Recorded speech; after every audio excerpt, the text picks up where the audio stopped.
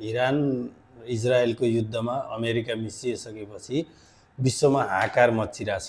नेपालमा त यसको व्यापक रूपमा असर परिरहेछ र यसले कहाँसम्म असर गर्छ भन्ने कुराको कुनै लेखाजोखा नै छैन। तेल यति महँगिरहेछ र अझै कति महँगिन्छ भन्ने कुनै पत्तो छैन। ग्यास आधा बेच्न थालेको करिब 1 महिना हुन थाल्यो, आधा सिलिन्डर बिक्री हुन थालेको। सामान अब तेलको महँगाइसँगै हरेक चिज महँगिँदैछ। सरकारसँग कुनै हामीसँग कुनै विकल्पै छैन।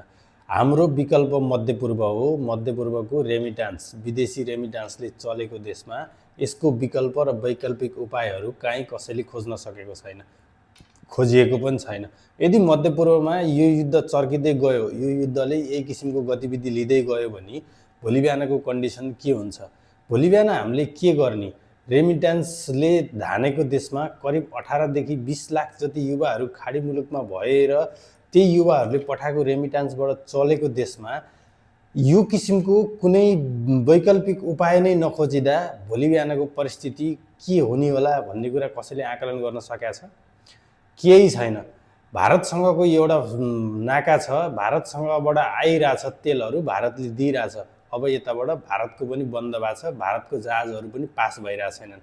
अब चाइनासँग हाम्रो विकल्प भइरहेको छैन, चाइनाबाट ल्याउने कुराहरू भइरहेको छैन। यसको बारेमा सरकारले विकल्प सोच्नु पर्दैन? भोलिको परिस्थितिको बारेमा सोच्नु पर्दैन? खाडीमा भएका युवाहरूलाई चाहिँ कसरी ल्याउने? अथवा खाडीमा भएका युवाहरूको भोलि बिहानको परिस्थिति अप्ठ्यारो आयो भने त्यस अनुकूलको कार्यहरू कसरी गर्ने? देशको अवस्था, यो अवस्थालाई अझै भयावह हुँदैछ, त्यो अवस्थालाई कसरी निर्मूल गर्ने? कुनै पनि उपायहरू अपनाएको देखिँदैन। यो किसिमले गयो भने देश भयावह अवस्थामा जानेछ। विश्वमै हाहाकार छ, विश्वमै स्टकहरू घटिरहेछ, सबै कुराहरू भइरहेछ। अहिले महँगाई यति बढिरहेछ। अब नेपालमा यसको चुलोमा हरेक मान्छेको घरमा असर पर्नेवाला छ। तर हाम्रो सरकारसँग विकल्प छैन। नयाँ सरकार बनेको छ, मान्छेहरूलाई आशा जागेको छ, यो सरकारले काम गर्छ भन्ने कुरा। करिब 2/3 सरकार बनिसकेपछि अब केही न केही हुन्छ भन्ने कुरा आश जागेको छ। तर यो आशले मात्रै हुँदैन। हामीसँग न उत्पादन छ, न हामीले केही निर्यात गर्न सक्छ, सबै कुरा आयातको मात्रै भर हो। त्यसमाथि पनि अब डिजल र पेट्रोल जस्ता कुराहरू सबैभन्दा बढी महँगिसकेपछि यसले हरेक कुरामा असर गर्छ। असरलाई रोक्ने उपाय भन्ने हामीसँग केही छैन। हामीसँग स्टक भन्ने छैन। एक दिनलाई तेल स्टक गरेर चलाउन सक्ने क्षमता हाम्रो छैन। विकल्प के हो? विकल्प कसरी जान सकिन्छ? दैलेखमा भएको त्यो ग्यासलाई उत्खनन गरेर प्रशोधन गरेर घरमा ग्यास पुर्याउने योजना हो कि चाइनाबाट ल्याउने योजना हो कि इभी गाडी चलाएर अब यसको निर्क्युल गर्ने योजना हो कि दाउरामा बालेर गर्ने योजना हो? केही न केही योजना त निस्किनु पर्ने हो।